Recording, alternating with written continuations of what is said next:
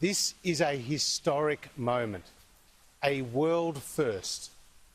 The digital giants entering into negotiations and agreements with Australian news media businesses to pay for original content. This will help sustain public interest journalism in this country for years to come. And it is leading the world in a critical microeconomic reform.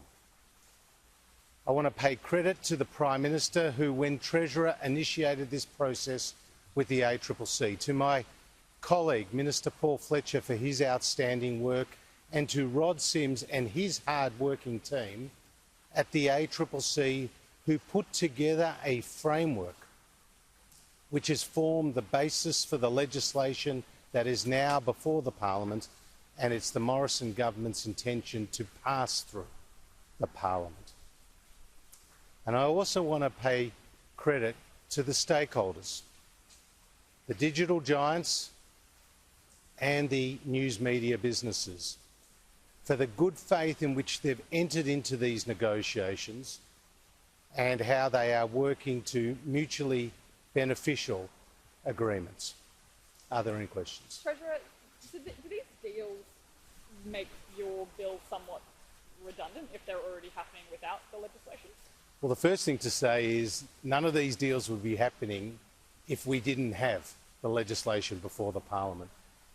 This legislation, this world-leading mandatory code, is bringing the parties to the table and is helping to pave a way forward where news media businesses are getting paid for generating original journalistic content. With respect to the code, it is our intention to make it law. And as you know, the code has a number of fundamental features. Namely, it's mandatory. Secondly, it's based on two-way value exchange. And thirdly, that there's a final offer arbitration model. This code has succeeded where others have tried and failed. And it is a framework, a lasting legal mandatory framework, which is obviously the reason why the parties have come to the table. Treasurer, are you considering now not designating Google under the code in any capacity, either in search or showcase or any of its other branches of services? Well, the first thing to say is when we've talked about designation, we've talked about Google and Facebook. And I don't want to preempt any decisions that I may or may not take as the Treasurer to designate a particular digital platform under this code.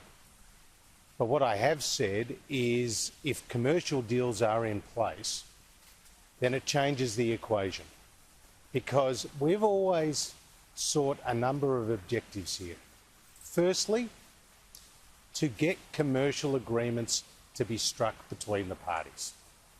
And that is work that is currently underway and is looking very promising indeed.